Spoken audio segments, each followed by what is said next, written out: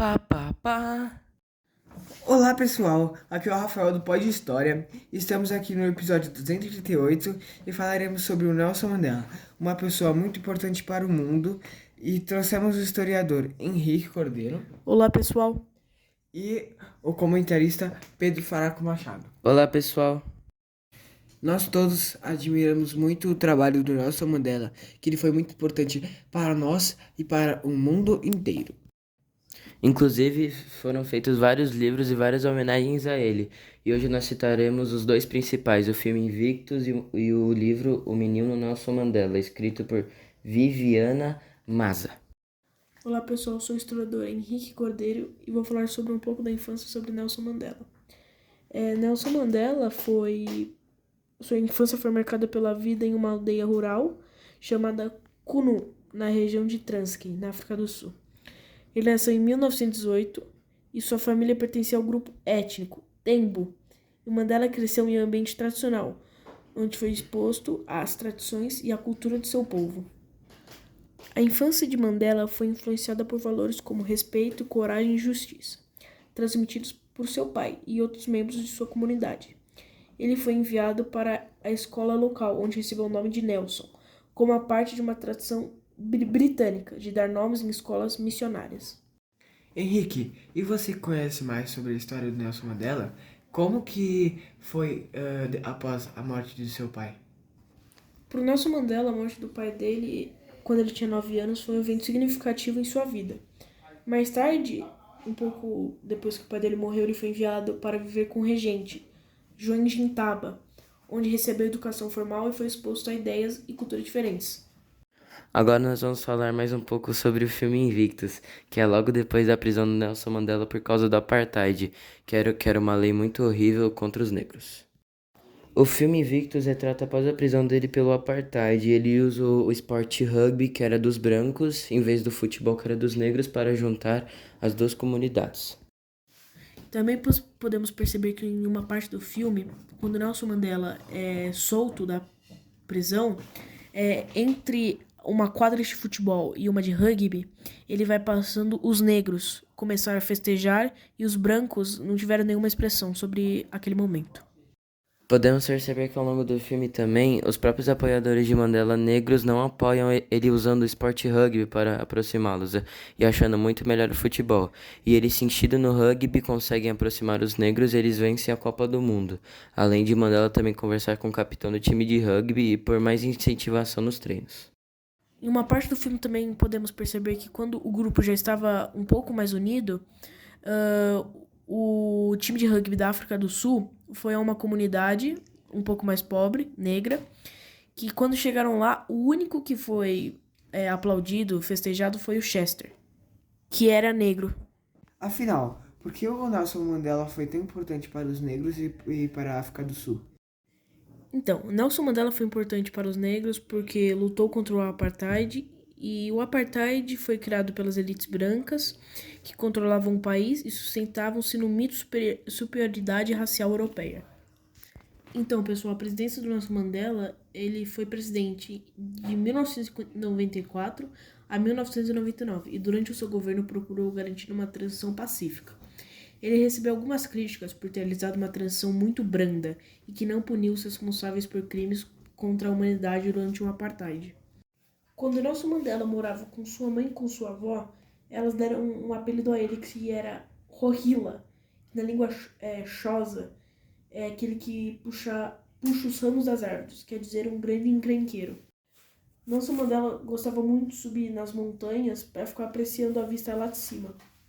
Continuando sobre a infância de Nelson Mandela, Nelson e Maxon, um amigo dele, um dia decidiram explorar a colina dos Choupos, a mais alta de Kunu, onde havia esse tipo de árvore.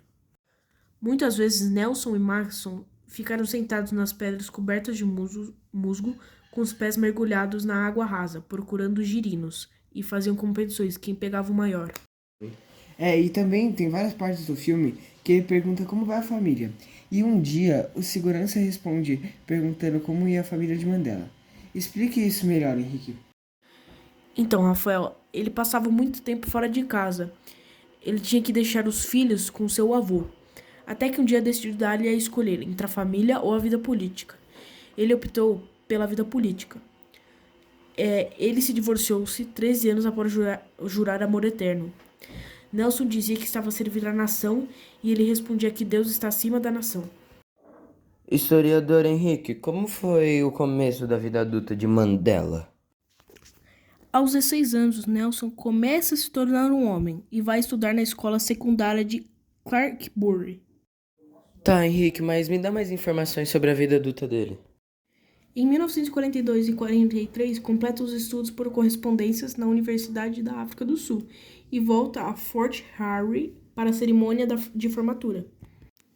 Em 1944, entra no Congresso Nacional Africano e é um dos fundadores da Liga da Juventude do CNA. Casa-se com Evelyn Mays, primeira de Walter Sisulu, de quem terá 2 filhos, Madiba, chamado de Tembi, e Makigato, e 2 filhas, ambas chamadas Makaziwi. A primeira morre ao nascer. Depois de 8 anos, Mandela abre o primeiro escritório de advocacia de negros da África do Sul, com Oliver Tambo, e se torna responsável pelos voluntários na campanha de Desafio, uma série de ações de desobediência civil contra as leis injustas lançadas pelo CNA, em colaboração com a África do Sul contra 19 pessoas. Mandela é condenado a 9 meses de trabalho forçado, mas a sentença é suspensa por 2 anos. É exilado pela primeira vez. Depois de 6 anos, em 1958, em 14 de junho, Nelson se casa com Winnie, com quem terá 2 filhas, Zenai, chamada de Zeni, e Zindi Suia, chamada de Zindi.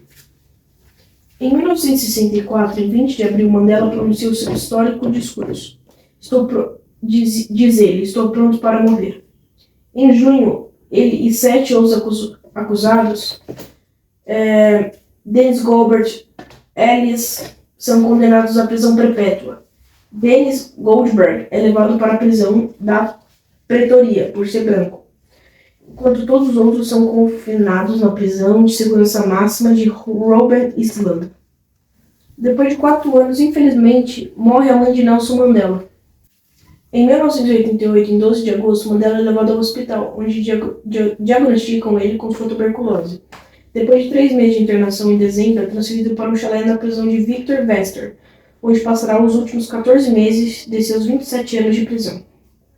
Em 1990, Mandela é liberado no domingo, 11 de fevereiro de 1990, 9 dias depois da revogação do banimento do CNA e do PAC, e 4 meses depois da liberação dos últimos companheiros de Rivonia. Durante a prisão, recusou pelo menos 3 ofertas de soltura, com condições para ele inaceitáveis. Em 1993, Mandela e o presidente da África do Sul, Frederick Clark, recebem juntos o Prêmio Nobel da Paz. Em 1994, ele foi eleito a presidente da África do Sul e foi o primeiro negro a ser eleito. Em 1996, Mandela divorcia-se da esposa Winnie.